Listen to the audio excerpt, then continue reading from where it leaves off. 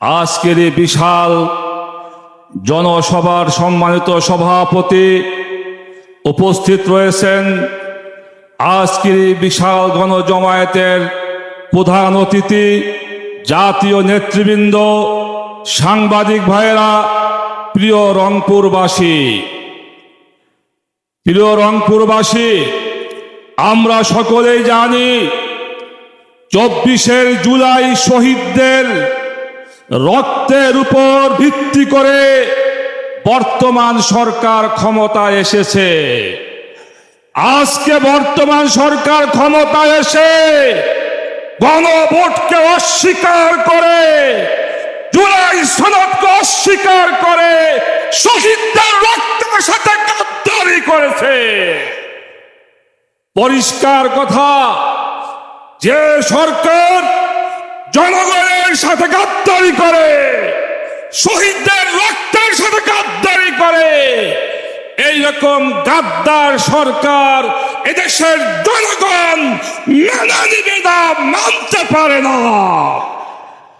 প্রিয় ভাইরা, 24 গণ অভ্যুত্থানে আমার ভাইরা যে রক্ত দিয়েছিল একটি সুন্দর বাংলাদেশ গড়ার জন্য, ইনসাফ ভিত্তিক বাংলাদেশ গড়ার জন্য।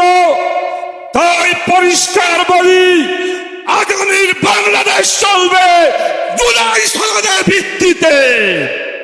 আমরা অন্য কোন ভিত্তিতে বাংলাদেশ চলতে পারে না।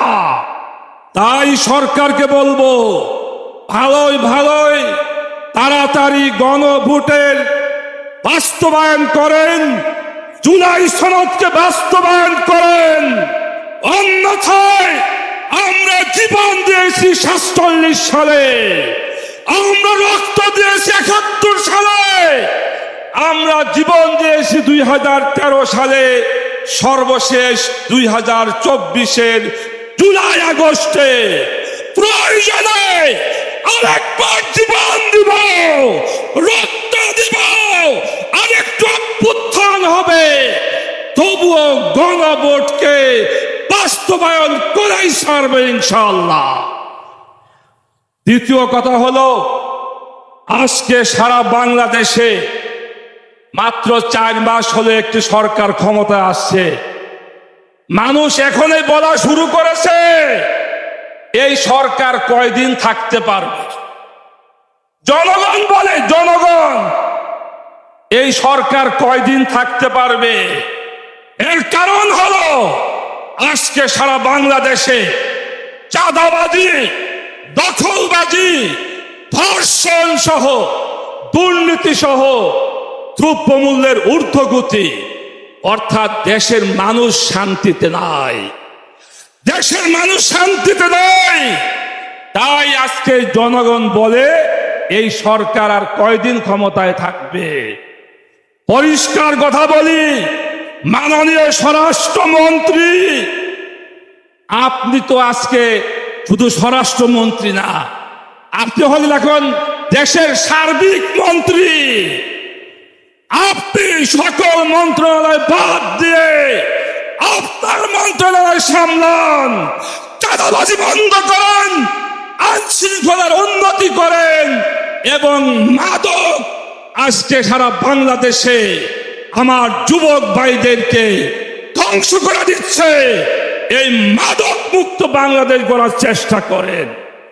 ওই দিন দেখলাম জাতীয় সংসদে আপনাদের দলের এই একজন সদস্য গয়েশ্বর রায়, উনি বলেছেন, মাদক তো বাংলাদেশে তৈরি হয় না, মাদক আসে আমাদের পার্শ্ববর্তী দেশ থেকে।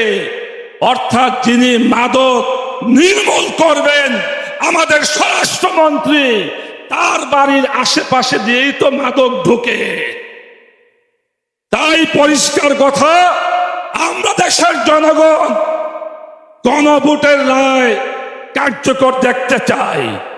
আমরা চাঁদাবাজ, দখলবাজ, দুর্নীতি, ধর্ষণ মুক্ত বাংলাদেশ চাই, আমরা মাদক মুক্ত বাংলাদেশ চাই।